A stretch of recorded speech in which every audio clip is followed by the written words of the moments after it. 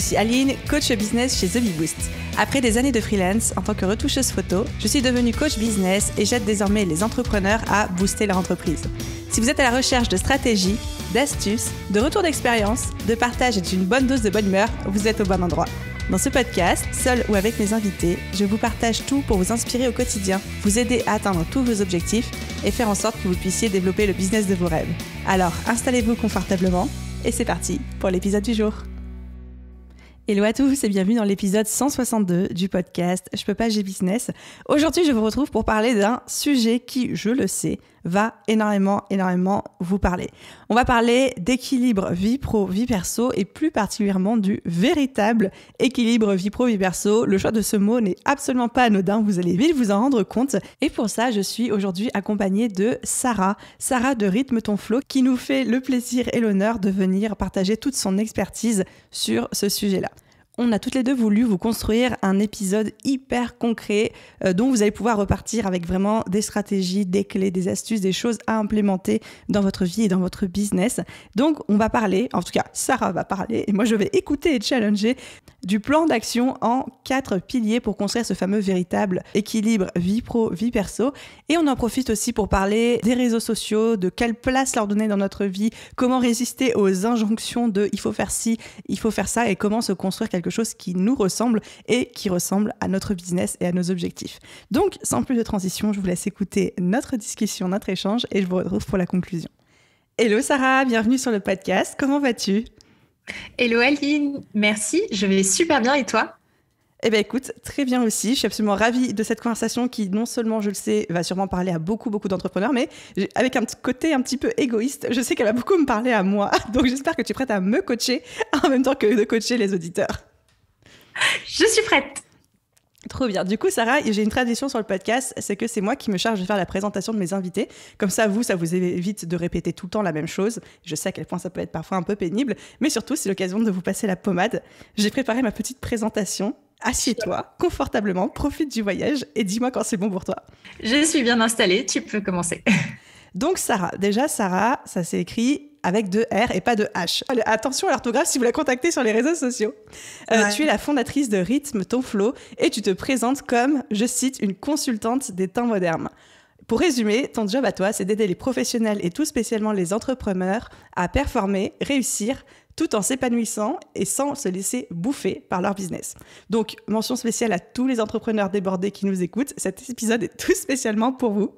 Tu as un parcours impressionnant au sein de très grandes banques en tant que business manager et consultante en organisation. Et tu as commencé Rythme Ton Flow en side business. Et aujourd'hui, depuis quelques mois après, c'est-à-dire fin 2021, tu t'es libérée des chaînes du salariat pour lancer Rythme Ton Flow à temps plein et embrasser ta personnalité. Là, je cite parce que tu me l'as dit par mail, je suis une grande bosseuse et aussi la pire des flemmardes. Donc, on l'aura compris, tu es la reine des punchlines. Par contre, celle que je retiens parmi toutes celles que j'ai vues sur tes réseaux sociaux et que tu m'as dites, c'est « j'ai remplacé stress et boulot par tendresse et flow ». Et ça m'a vraiment parlé. Donc Sarah, bienvenue encore une fois sur le podcast et j'ai la sensation qu'on s'apprête à vivre un super échange. Merci beaucoup Aline, je n'aurais pas dit mieux. Ah parfait, ouf, je ne me suis pas trompée. Excellent. Bah oui, tu as parlé de chaîne du salariat. Le salariat est super confortable, mais on pourra en discuter là aussi. Hein, c'est travers et on voit beaucoup de burn-out dans le salariat, mais on a aussi beaucoup dans l'entrepreneuriat. Et en fait, finalement, on est tous humains. Donc, on a des points qui se recoupent, peu importe notre statut, et on est prête aujourd'hui pour casser plein de cases, plein de mythes, peu importe le statut, et spécifiquement dans l'entrepreneuriat où vraiment le mental est hyper sollicité. J'ai une petite question préliminaire avant d'entamer le vif du sujet. Pourquoi Rythme Ton Flow ? D'où vient ce nom ? Il vient d'abord du concept de flow que j'adore, parce que le flow est le recoupement entre compétences et zone de génie. C'est le moment où on ne voit plus passer le temps. Donc en fait, flow signifie zone de génie, notamment pour l'entrepreneur, donc sa plus grande force. Rythme, c'est là que ça change, c'est qu'on a beau chercher et trouver son flow. Le plus intéressant de le rythmer, parce si on est tout le temps dans notre flow, qu'est-ce qui se passe ? Eh ben, on ne voit plus du tout le temps passer. On se coupe de la notion du temps, de l'espace, de ses proches, de ce qui est important. Et donc, on se laisse bouffer justement par son flow. Et donc, le rythme, il est là pour justement cadencer tous les domaines de vie. Et c'est vraiment ça la promesse de mon podcast Rythme Ton Flow, c'est de dire super, trouvons nos passions, mais derrière, modérons-les parfois, parce que le plus important, c'est quand même l'épanouissement et le plaisir qu'on ressent à faire justement ce qu'on aime faire. J'adore le fait que tu as introduit cette notion parce qu'effectivement, quand on parle de flow, donc tu l'as très bien défini pour ceux qui n'avaient jamais entendu le terme, souvent on parle de comment trouver son flow, on parle de suivre son flow, on parle d'être dans son flow, mais on ne parle pas assez de comment le rythmer. Et il y a un côté très sain en fait à dire c'est bien de le trouver, mais c'est bien de savoir en sortir aussi parfois. Donc merci de le dire. Exactement, Aline. Et du coup, j'ai une autre question, c'est que quand on a été en contact en fait pour préparer cet épisode de podcast, je t'ai proposé comme titre, qui est le titre actuel, ce qui est de construire un véritable équilibre vie pro, vie perso. Et tout de suite, tu as réagi en disant j'aime l'idée et surtout j'aime le mot véritable. Alors je me suis dit moi je l'avais écrit un petit peu comme ça, mais apparemment ça résonnait en toi. Est-ce que tu peux me dire pourquoi ce mot véritable était important pour toi ? J'avoue qu'en lisant ça, je me suis dit, ça c'est le mot-clé de la phrase. Tu sais, process d'analyse de mots-clés. Hop, j'allais partir sur ma disserte et là, je me suis dit, mais attends, mon sujet, c'est pas l'équilibre. L'équilibre, tout le monde aujourd'hui sait ce que c'est. Mais en fait, mon sujet, c'est le véritable. Et c'est là où, en fait, tout s'est connecté dans ma tête. Donc, merci pour ce mot. On a l'impression qu'équilibre, c'est 50-50. Tu sais, l'image de la balance, l'image de je finis à 17h, je prends des vacances tous les 2 mois, tout ça. Non, c'est pas ça, l'équilibre. L'équilibre, c'est pouvoir s'écouter pour trouver en fait, ce qui marche le mieux pour nous. Donc oui, il y a des règles de base. Aujourd'hui, par exemple, on doit passer 40% de notre temps en repos. Mais il y a du repos actif, il y a du repos passif. Certaines personnes pour qui dessiner, par exemple, c'est du repos. D'autres pour qui, non, c'est du travail. Donc tout dépend. Et là, je me suis dit, mais c'est le mot véritable qu'il va falloir qu'on travaille aujourd'hui. Effectivement. Donc en fait, on parle vraiment de pas se fixer de normes en termes ok, il y a un chiffre, il faut que ce soit 60% de perso et 40% de pro ou l'inverse, etc. Et mais plus de se dire, déjà dans le mot véritable, il y a la notion de chacun qui a le sien et aussi une notion que du coup, avec notre échange, j'ai commencé à rebondir dessus, etc. J'avais beaucoup aimé, c'était abordé dans le livre The One Thing de Gary Keller, je ne sais pas si tu as eu l'occasion de le lire, mais qui parle du fait que quand on parle d'équilibre, on parle de chercher où est le déséquilibre, parce que l'équilibre n'existe que s'il y a le déséquilibre à côté. Et que du coup, c'est, on va dire, naïf de penser qu'on peut être sur un équilibre tout le temps, H24, parce que si on l'est, ça veut dire que c'est pas un équilibre en fait de base. Donc il faut aussi accepter qu'un équilibre, c'est sans cesse challengé et remis en question par un autre déséquilibre derrière. Je ne sais pas si je fais sens avec mes mots ou si je pars trop loin dans ma tête. Est-ce que je peux faire un parallèle avec un exemple Bien je sûr. pense, mais je suis certaine qu'il va parler à beaucoup de nos auditeurs. Vas-y, il faut illustrer ce genre de propos parce que j'étais partie très très loin. Les régimes. Qui ici croit aux régimes qui font perdre 5 kilos en, je sais pas, 2 semaines? Je dis n'importe quoi. Ben, en fait, tout le monde sait que derrière, on les récupère. Tout le monde sait que plus on met de restrictions et plus on prend du poids derrière. C'est le même principe. Tu ramènes une restriction sur un mode de vie, sur quelque chose en fait qui est de l'ordre des envies, des pulsions, des émotions. Tu viens mettre un cadre et en réalité, derrière, le naturel reprend le dessus. Donc, mon souhait ici, c'est de dire à chaque personne, et plutôt les clés, ta manière de t'écouter, donc c'est ce que font aussi certains nutritionnistes ou diététiciens, quels sont les aliments qui sont bons pour toi, qu'est-ce que tu apprécies, mais aussi qu'est-ce qui est sain pour toi. Et ensuite, ajuste, et tu as le droit de sortir, et tu as le droit de te faire 3-4 repas de famille et d'en profiter. Mais derrière, tu peux aussi faire du sport, voilà, trouver ton rythme. Et en fait, c'est exactement le même parallèle que je fais, parce que les mécanismes se recoupent. Donc, c'est vraiment avoir, entre guillemets, un objectif qui est quelque chose qui nous correspond, qui correspond à nos goûts, etc. Mais surtout accepter de rentrer dans la case, d'en sortir, de la contourner, de tourner autour, etc. Et oui, et ça vient avec justement l'expérience et les déséquilibres. Et donc, c'était super pertinent ce que tu disais. Et alors, du coup, deuxième notion dont tu m'avais parlé par mail qui m'a interpellée également, c'est la notion d'écosystème de chacun. Est-ce que tu peux nous expliquer qu'est-ce que tu entends par là, etc. À quoi ça correspond concrètement? Écosystème, j'adore ce mot parce qu'on évolue tous en fait sur plusieurs domaines de vie. Chaque être humain a un domaine professionnel, un domaine social, un domaine plus de l'ordre amical, familial, personnel. Et en fait, on a plusieurs cercles qui se recoupent et nous sommes au centre de tout ça. Et donc, notre écosystème, c'est tout l'environnement dans lequel on évolue. Quand on est entrepreneur, et là, focus entrepreneur, on est dans un système où on a notre entreprise, mais on a aussi notre vie personnelle, vie sociale, etc. Et donc, pour pouvoir gérer tout ça, en fait, il faut pouvoir avoir un écosystème sain. Parce que si on se met à se contrôler uniquement son mindset, son mental, son corps, son émotionnel, en fait, on fait qu'une seule partie du travail. Mais si on a en place tout l'écosystème, et là, je vais donner un exemple aussi très parlant, si on va tout de suite parler d'organisation, si on a une organisation, par exemple, qui nous convient dans notre entreprise, on a automatisé certains process, on est au clair, en fait, avec ce qu'on doit faire sur notre semaine, etc., et ben, on évolue beaucoup plus librement. Et donc, l'organisation n'est pas une corvée. Pareil pour la stratégie, si on a une vision, si on sait où on va, si on sait pourquoi on le fait, pareil. Et donc, tout ça vient construire l'écosystème. Et je trouve qu'un équilibre ne peut se développer que justement dans un écosystème qui est lui-même sain. Et donc, je lie complètement l'individu à l'environnement dans lequel il évolue. Et c'est là où, pour les entrepreneurs, du coup, il est super intéressant de prendre conscience que fonder une entreprise, c'est pas juste ouvrir un compte Instagram, attendre que les abonnés arrivent, aller chercher des abonnés, se mettre la pression pour créer encore plus de contenu. C'est exactement ce que tu nous as envoyé d'ailleurs dans l'un des derniers mails, un récapitulatif de tous les piliers, d'avoir une vision, de penser à son offre, à son client idéal, avec qui est-ce que j'ai envie de travailler, quelle organisation est-ce que je mets en place, quel est mon style de marketing, comment est-ce que j'ai envie de communiquer, c'est tout ça. Et tout ça, en fait, c'est un travail de fond qui fait que derrière, je pourrais m'épanouir dans une entreprise dans laquelle je me sens bien. Et c'est là où j'ai trouvé en fait cette intervention-là super pertinente dans ton podcast. Et ce que j'adore aussi dans ton approche, c'est que tu rends les personnes totalement autonomes avec de bons mécanismes qu'ils peuvent réutiliser ensuite sur toute leur vie entrepreneuriale. Et c'est bien de faire des updates annuels en reprenant ta formation, je trouve, et de se dire, qu'est-ce qui a évolué depuis? Qu'est-ce que je peux remettre en place? Parce qu'on peut vite prendre l'eau et on peut vite retomber dans le schéma de je crée du contenu, j'attends des abonnés, et ensuite j'espère vendre mon offre, etc., etc. Et on perd en fait la hauteur qu'on avait au début, au moment de créer sa boîte.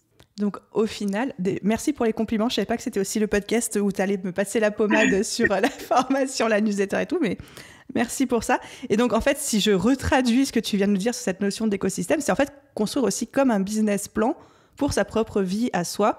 Et ce business plan, l'objectif est de nous aider à trouver le meilleur équilibre, le véritable équilibre vie pro, vie perso. Est-ce que tu es d'accord avec ça ou pas? Oui, mais avant cet enregistrement-là, je me suis dit, il faut absolument pas que je prononce le mot business plan, sinon je vais faire fuir toute l'audience au bout de 2 minutes. Et je me suis dit, au secours, il faut que je trouve un autre moyen beaucoup plus juste de le reformuler.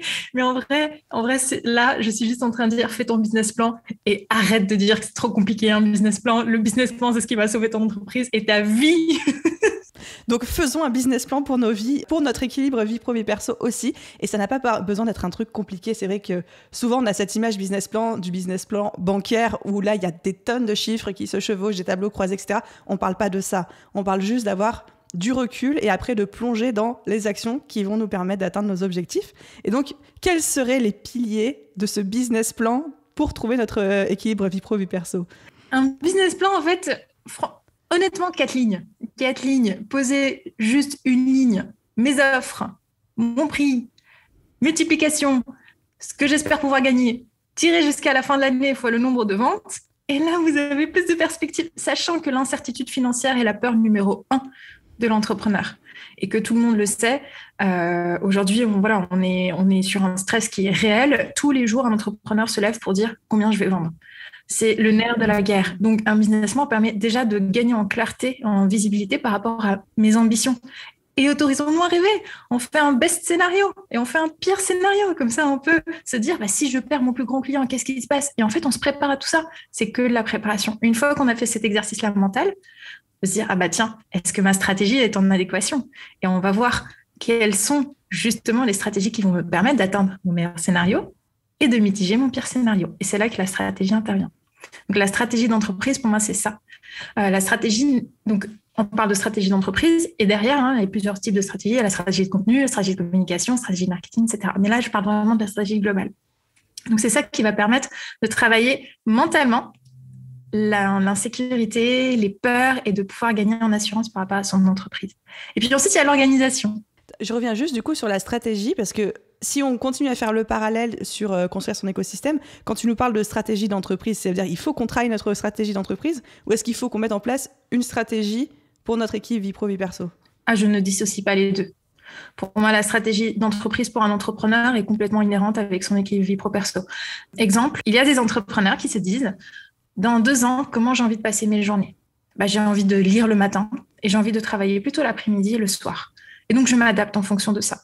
Et je trouve que ce modèle-là est très intéressant. Et donc, l'entreprise va venir épouser la journée idéale de l'entrepreneur. Et pourquoi les entrepreneurs lancent l'entreprise? C'était bien pour le mythe de la liberté, le mythe de pouvoir faire des grasses mat quand on en a envie, pouvoir travailler beaucoup ou peu, tout ça, tout ça. Et donc, en fait, c'est la flamme qui anime les lancements de projets et qui sont là pour remotiver, rebooster sur les coups de mou. Et donc, entretenir en fait un exercice mental au service de sa propre vie, qui est de l'ordre du quotidien et du réel, je trouve ça très intéressant. Ok, donc en fait, notre première action, c'est d'avoir une stratégie claire en termes d'entreprise, de nos objectifs, de ce qu'on veut, et des très grandes lignes sur comment atteindre ces objectifs-là. Oui. Parfait, c'est très clair. Merci d'avoir précisé. Ok, tu vas enchaîner sur le deuxième pilier de notre plan d'action. Donc le deuxième pilier, c'est l'organisation.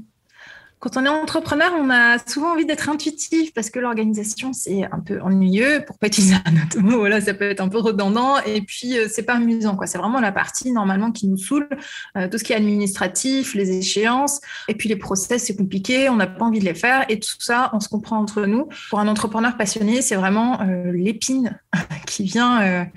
Voilà. Mais en réalité, l'organisation, c'est ce qui permet de gagner en assurance et de gagner en efficacité et de sécuriser, de respecter les deadlines, de respecter la qualité. Et donc, l'organisation, elle est là comme un support à tout le reste. Sachant que dans le monde de l'entrepreneuriat, il ne faut pas confondre productivité et organisation. La productivité est limitée, c'est-à-dire qu'on aura beau, nous, être performants mentalement, se faire des morning routines, se lever à 4 heures du matin et puis travailler jusqu'à 23 heures, notre temps n'est pas extensible et notre énergie non plus. Donc, surtout l'énergie, ouais.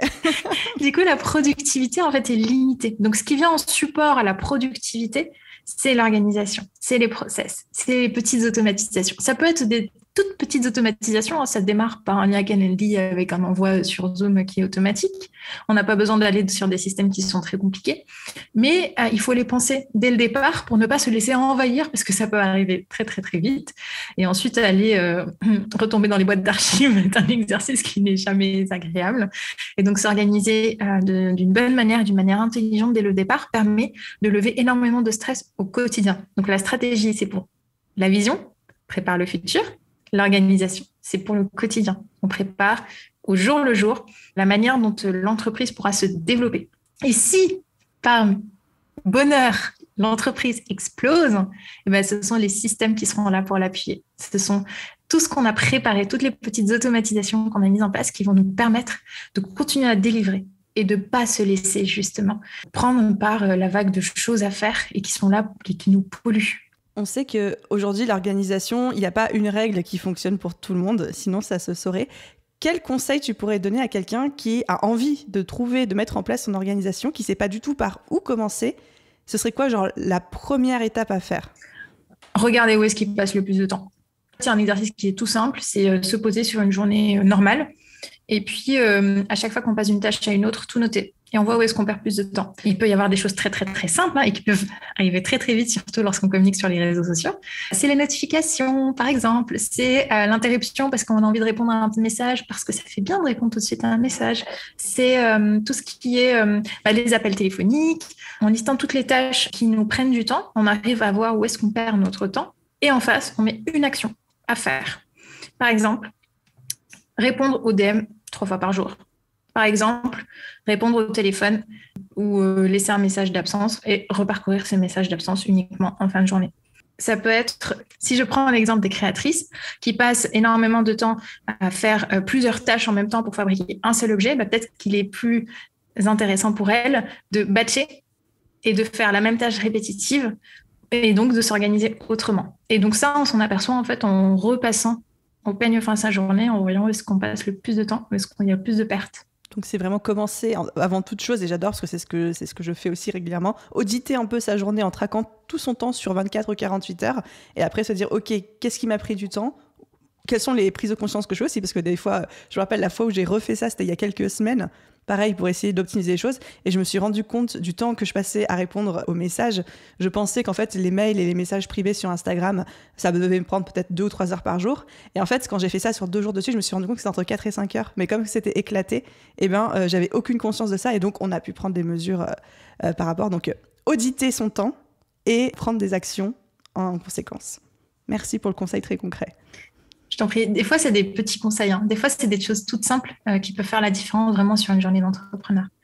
On est sur des échelles humaines, donc on ne partira pas sur des systèmes compliqués de grosses boîtes et d'entreprises où il faut 46 comités avant de valider des process transversaux. On est juste sur l'optimisation en fait, de son temps par rapport aux tâches où on a le plus de valeur ajoutée. Donc, ce qui est intéressant pour l'entrepreneur, c'est justement de passer le maximum de temps sur les tâches, sur le flow en fait, sur les tâches pour lesquelles il est plus compétent. Et tout le reste, on automatise au maximum. Il y a des outils qui sont aujourd'hui très abordables, très faciles à mettre en place. Et je suis tellement heureuse de voir que la technologie avance dans ce sens et nous permet aujourd'hui à chaque entrepreneur de mettre en place des systèmes de rendez-vous, de commandes, de facturation. Et c'est génial. Les SaaS aujourd'hui explosent justement parce qu'il y a un vrai besoin derrière et donc il faut les exploiter, aller à la recherche de l'information et toujours se dire qu'en fait, ces systèmes-là ont été pensés pour qu'ils soient simples pour les utilisateurs. Et donc, on n'est pas sur de la science nucléaire, on est vraiment sur quelque chose où il faut un tout petit peu se casser la tête au départ et ensuite mettre en place des systèmes qui peuvent nous faire gagner du temps. C'est pour ça aujourd'hui aussi que je vois que Notion explose. Moi, il y a 6 mois, je ne connaissais absolument pas cet outil. Mais aujourd'hui, chacun a envie d'avoir son propre Notion parce que voilà, on se dit « Wow, super, on va avoir une grosse base de données, etc. » Encore faut-il pouvoir bien l'exploiter et l'ajuster à sa propre organisation.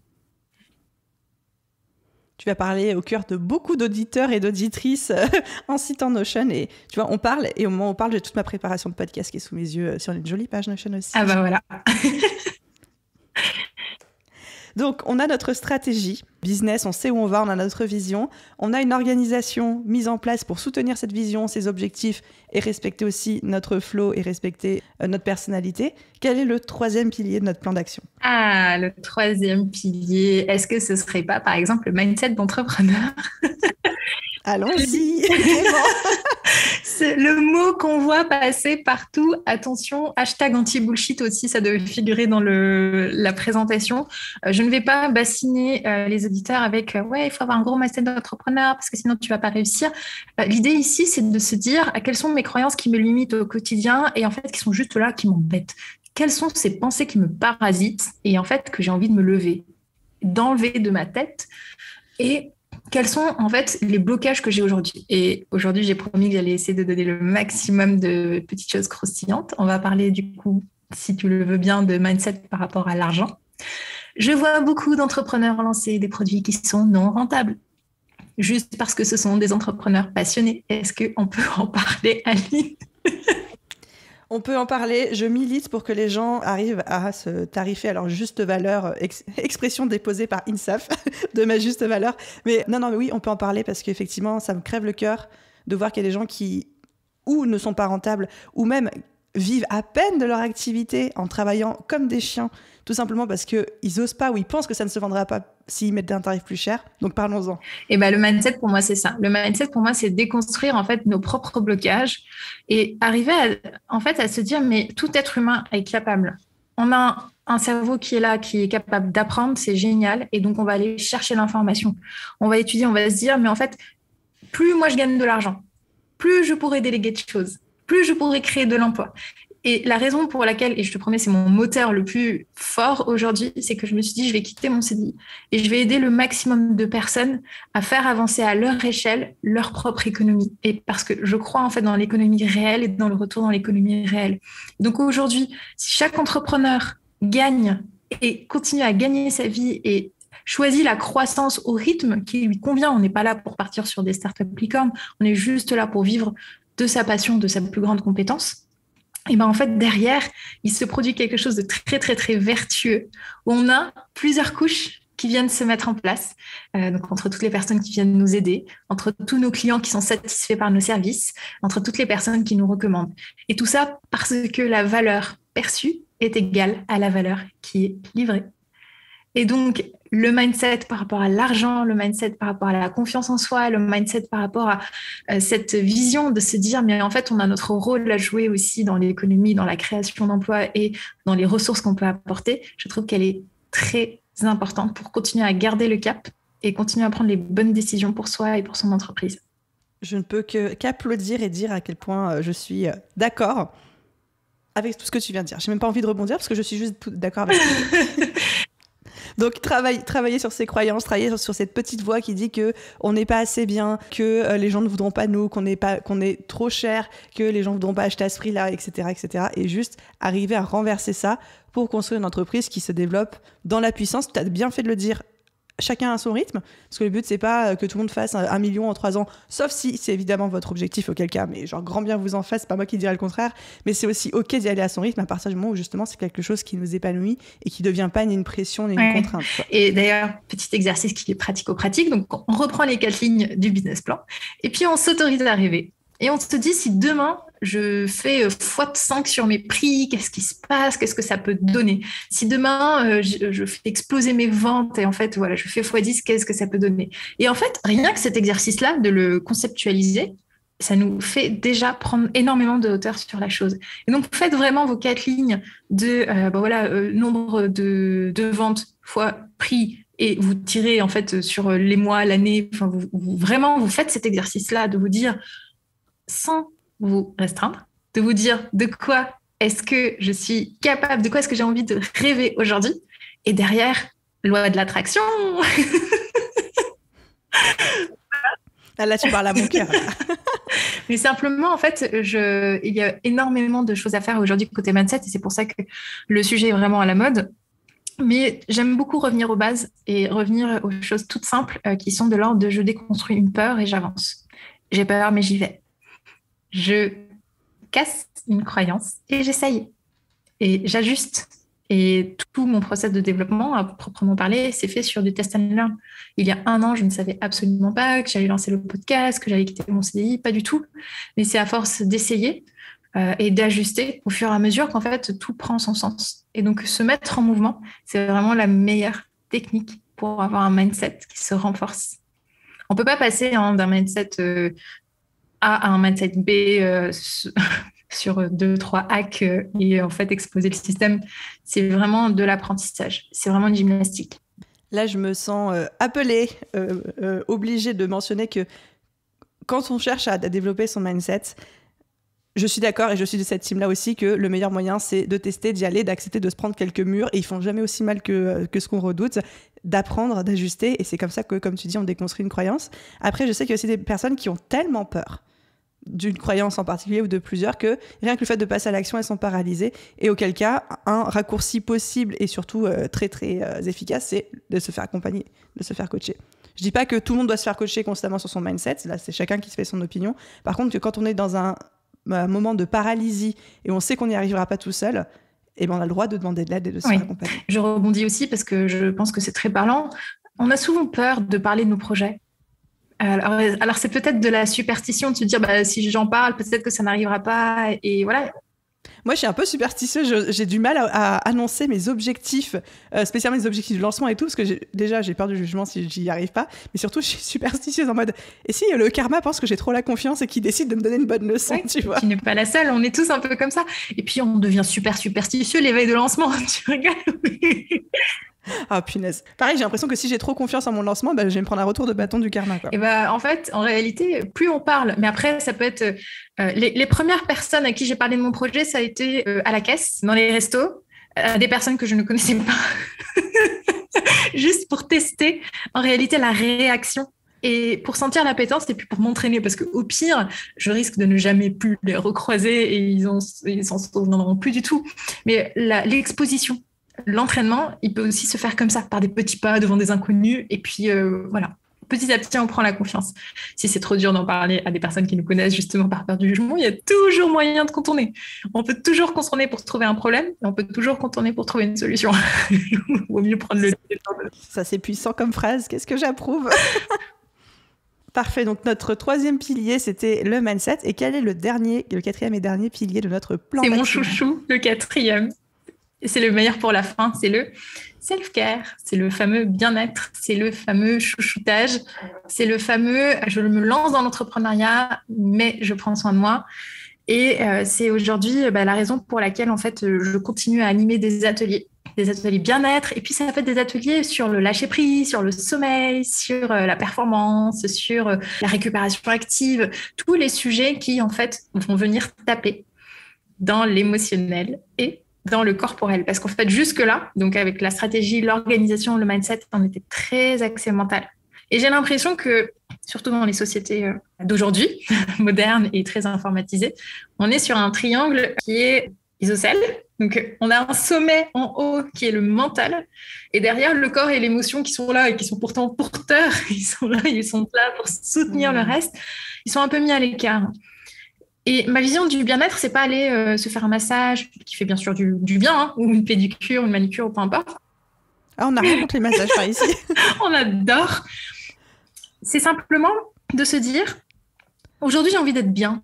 Donc, si j'ai envie de prendre une pause, si j'ai envie d'aller marcher, si j'ai envie de prendre l'air, c'est en fait un processus vertueux qui est en train de se mettre en place. Pourquoi ?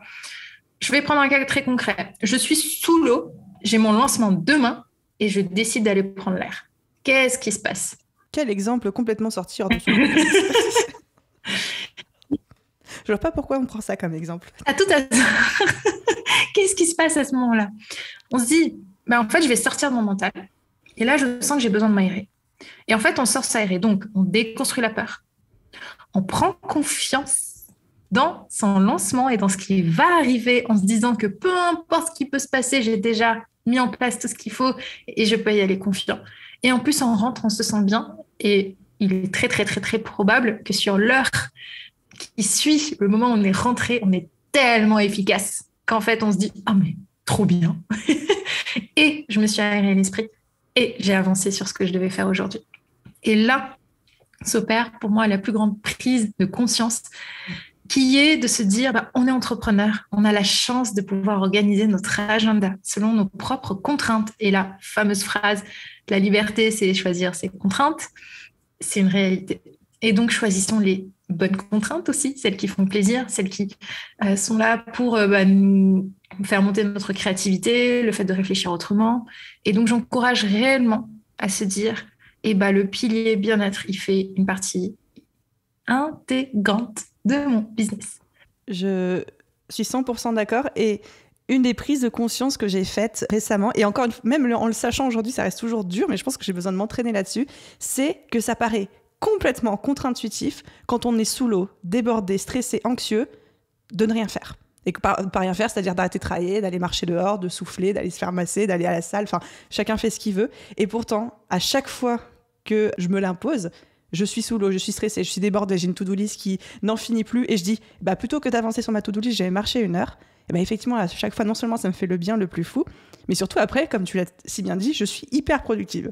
Et je me dis, oui, c'était évident, Aline, tu le sais. Et pourtant, de rentrer dans ce mindset et dans ces process-là et dans ce réflexe-là à chaque fois, je trouve que ça demande d'aller complètement à contre-courant de tout ce qu'on a appris jusqu'ici, quoi. C'est une peur.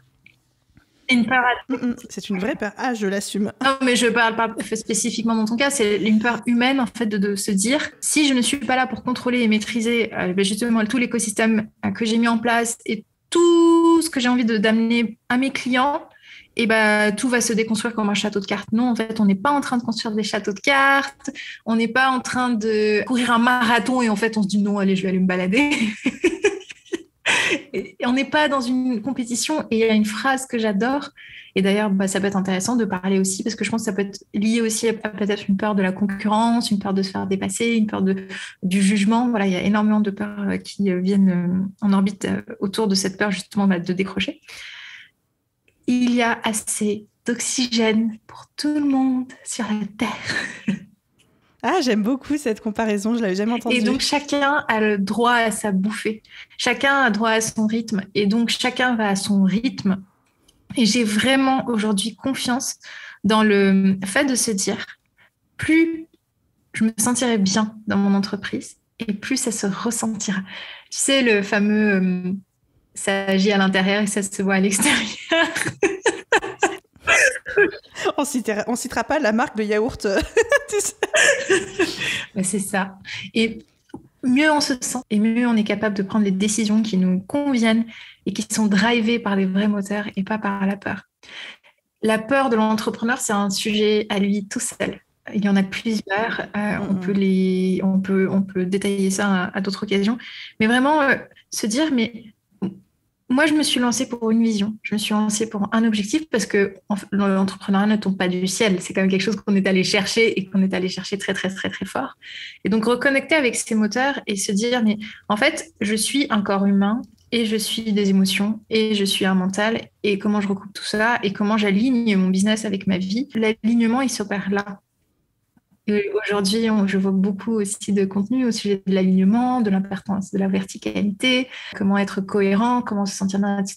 Mais en fait, j'imagine une grande colonne vertébrale, voilà, qui est alignée, qui est droite. Et puis après, on a les côtes qui sont là pour porter l'ensemble et pour protéger le cœur, les poumons, tout ce qu'il y a à l'intérieur. Et c'est ça, je trouve l'image trop, trop mignonne, de se dire, mais en fait, on est là pour construire nos côtes, nos barrières, etc., pour se forger. On a une colonne vertébrale qui nous tient, mais ce qu'il y a au fond de nous, c'est aussi notre cœur et c'est nos moteurs et il faut les préserver. Et donc, j'ai vraiment aujourd'hui l'envie et le souhait et l'ambition que chaque entrepreneur qui se lance continue à se reconnecter avec ses envies profondes et à s'écouter et de penser long terme.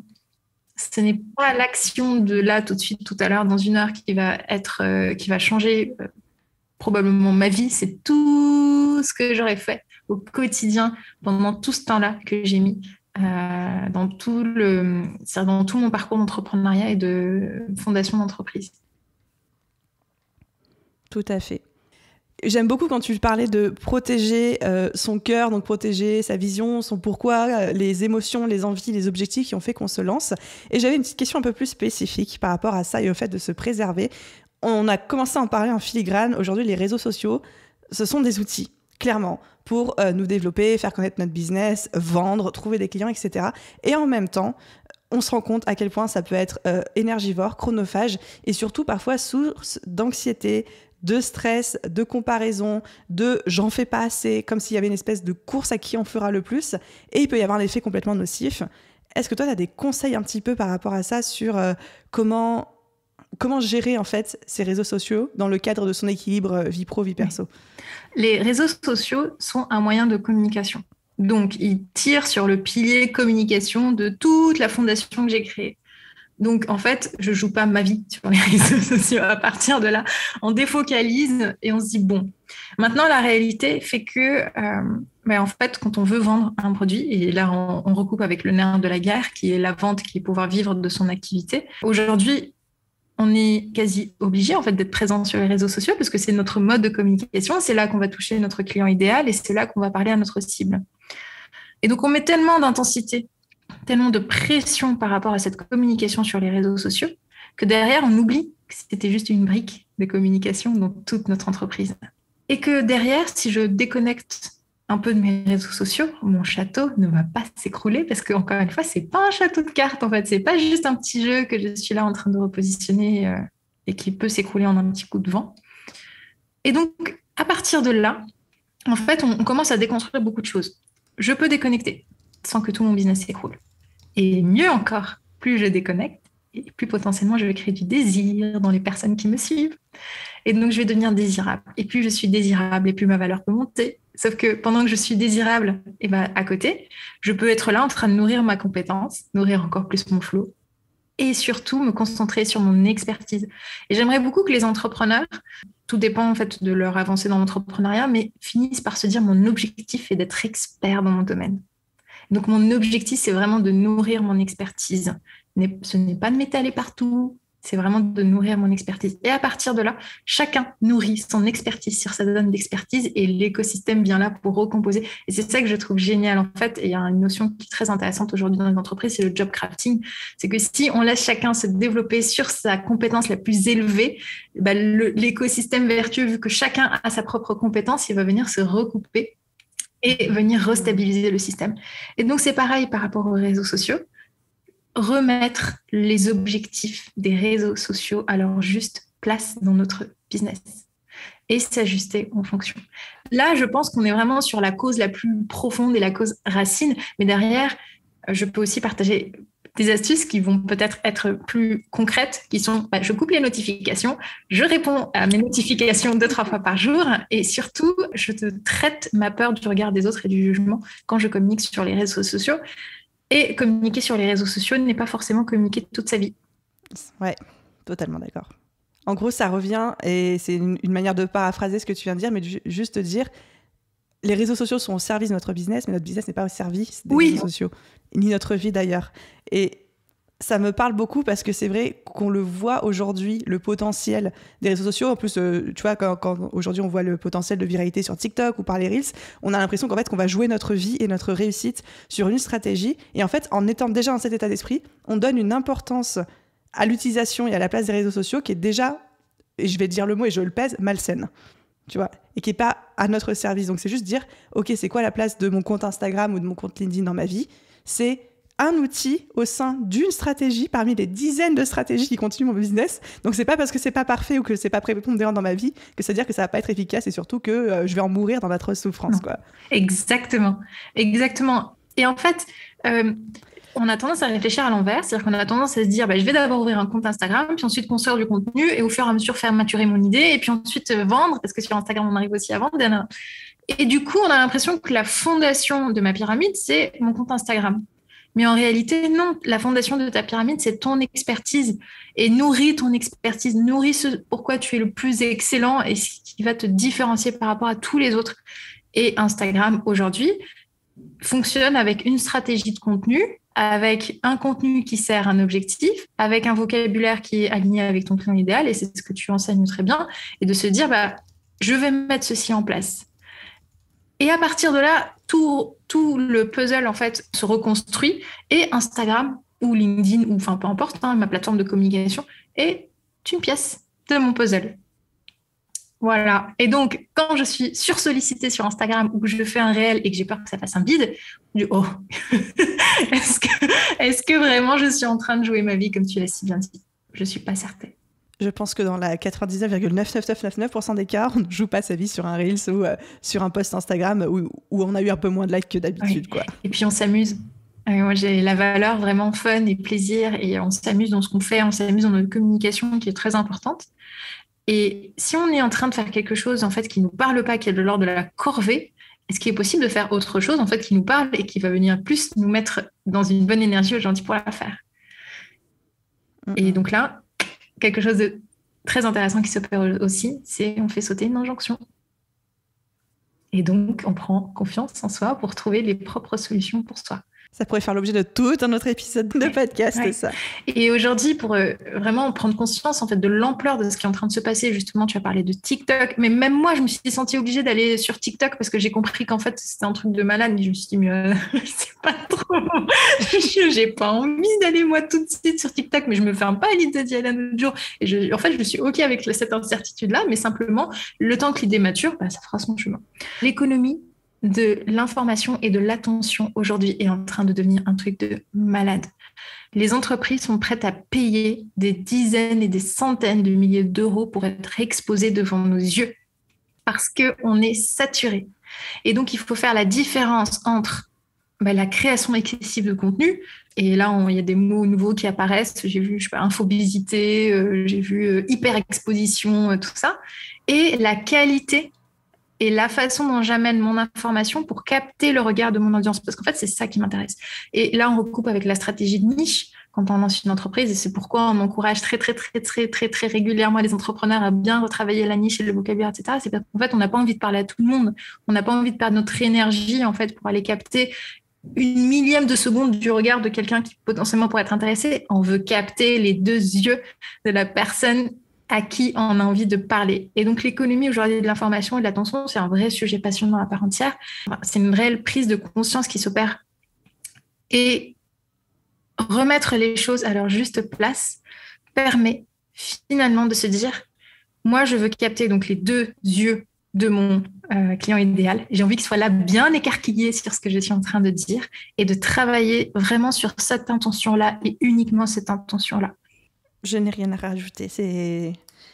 Non seulement c'est très clair, c'est très juste, c'est 100% en plus aligné avec ce que je peux passer mon temps à répéter. Donc je suis tellement contente quand il y a des personnes extérieures à moi et au podcast qui disent la même chose que moi, parce que je me dis, ok, je raconte pas que de la merde, tu vois. Des fois ça m'arrive, mais pas tout le temps. Donc non, mais merci de le redire. Je pense que c'est très important qu'on le sait, mais que beaucoup d'auditeurs se diront, bon, j'avais besoin de ce petit rappel alors. En fait, j'ai envie de dire aujourd'hui, si on le sait, c'est pas grave. Alors, chers entrepreneurs, essayez de communiquer 7 fois par semaine, essayez d'aller communiquer sur tous les réseaux sociaux et faites le bilan au bout d'un mois. On en reparle si vous êtes toujours là en bonne santé, parce que ça peut devenir très vite très, très, très compliqué à gérer. Et il y a une chose vraiment, aujourd'hui, en fait, je pense que si j'ai un seul message vraiment à faire passer, c'est que le corps a toujours raison. Le corps a toujours raison. Quand nos tripes sont en train de nous dire quelque chose, écoutons-les. C'est que, en fait, ça vient pas de nulle part. Et donc, à chaque fois que je prends une décision, si je sens que mes tripes ne sont pas d'accord, c'est qu'en fait, peut-être qu'il faut que j'y réfléchisse un tout petit peu plus. Et se reconnecter, en fait, à cette chose-là revient vraiment s'ancrer dans ses propres ressentis, dans ses propres décisions, dans ses propres valeurs et dans tout ce que les coachs mindset, business, de vie, etc., sont en train de dire aujourd'hui, qui est tout simplement une reconnexion à soi, parce que les décisions qu'on prend reviennent à soi. Donc la règle de base, en fait, on aurait pu résumer ce podcast en 3 secondes, c'est le corps a toujours raison. Apprendre à s'écouter.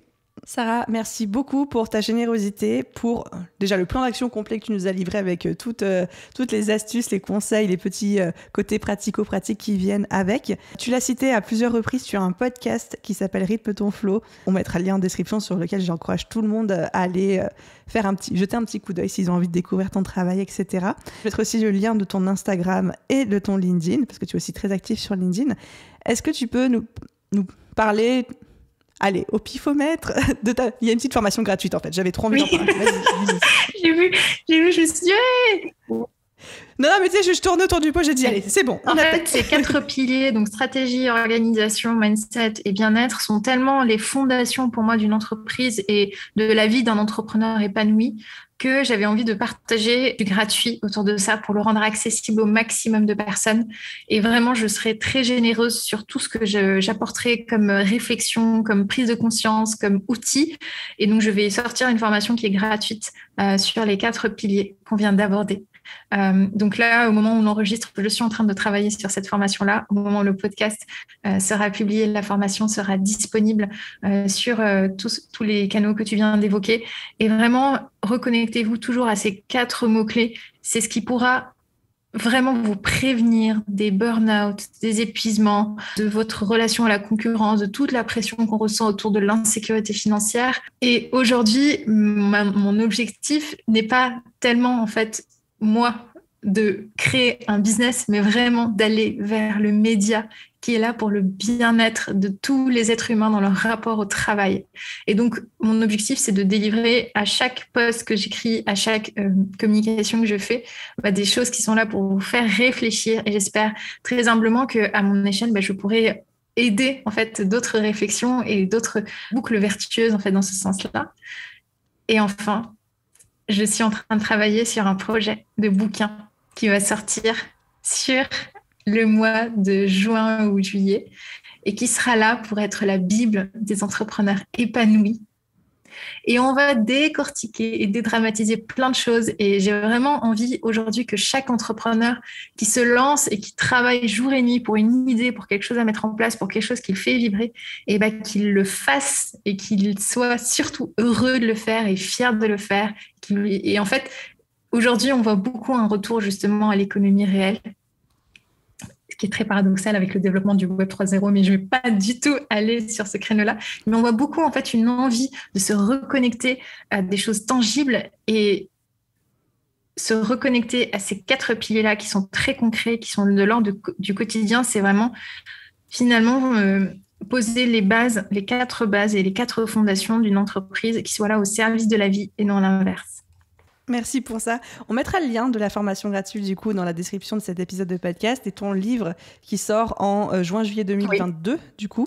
Je préfère repréciser pour les gens qui écouteront ce podcast dans 4 ans, tu vois. Le livre sera déjà disponible à ce moment-là si vous écoutez en 2030. Coucou du passé, tu vois. Et on mettra le lien aussi quand il sera sorti. Merci beaucoup pour tout, Sarah. C'était un vrai plaisir. J'ai beaucoup appris. Je pense que tu peux considérer que ta mission est faite à l'échelle de ce podcast. En tout cas, le message était clair, il est bien passé. Donc, merci pour ça. Merci beaucoup à toi, Aline. Encore une fois, je suis complètement alignée avec la manière dont tu abordes le business et ce pourquoi je pense qu'on est en train de discuter aujourd'hui. Continue à encourager tous les entrepreneurs que tu encourages aujourd'hui à mettre en place des business qui sont intelligents et qui sont aussi sains. Et je te souhaite vraiment tout plein de réussite et tout plein de bonheur dans tout ce que tu entreprends. Et c'est sincère, c'est pas que du bullshit. Eh bien, tout pareil pour toi. Toi plus, tu sais. Non, merci Sarah, à bientôt. Bientôt, Aline. Et voilà les amis, j'espère que cet épisode vous a plu, que vous repartez avec votre petit business plan en 4 piliers, donc stratégie, organisation, mindset et self-care. Et ce que je retiens pour ma part de cet épisode, plus qu'autre chose, une chose qui m'a marquée, c'est quand Sarah nous a dit que l'énergie dedans se voyait dehors, que notre énergie intérieure se refléter, rayonner sur notre business, notre personnalité, la manière dont on se montre, dont on interagit autour de nous, etc. C'est quelque chose que j'ai moi-même pu vérifier à de nombreuses reprises dans mon business. Je vous prépare des petits contenus à ce sujet-là, justement. Mais le message qui est important pour moi et que j'ai vraiment envie que vous reteniez aujourd'hui, c'est prenez soin de vous-même avant de prendre soin de votre business et de prendre soin des autres, parce que vous ne pouvez pas prendre soin des autres, vous ne pouvez pas être rayonnant, solaire en tant que vendeur, en tant que commerciaux, en tant qu'entrepreneur, si vous ne vous sentez pas bien, si vous n'êtes pas bien à l'intérieur. Donc le self-care n'est pas égoïste, mais c'est une priorité et c'est même au service de votre performance et des résultats que vous allez obtenir. Donc prenez soin de vous, allez marcher, prenez des vacances, allez souffler, faites-vous chouchouter ou chouchoutez-vous vous-même et vous allez voir que votre business vous en remerciera. Si cet épisode de podcast vous a plu, n'hésitez pas comme toujours à laisser un petit commentaire, une note si ce n'est pas déjà fait. Un grand merci à tous ceux qui prennent le temps de le faire. Je lis absolument tous vos retours, tous vos commentaires. Vous n'avez pas idée à quel point ça me fait chaud au cœur à chaque fois. J'ai déjà hâte de vous retrouver dans un prochain épisode et je vous souhaite à tous une super journée, soirée, après-midi, nuit, où que vous soyez. À très vite.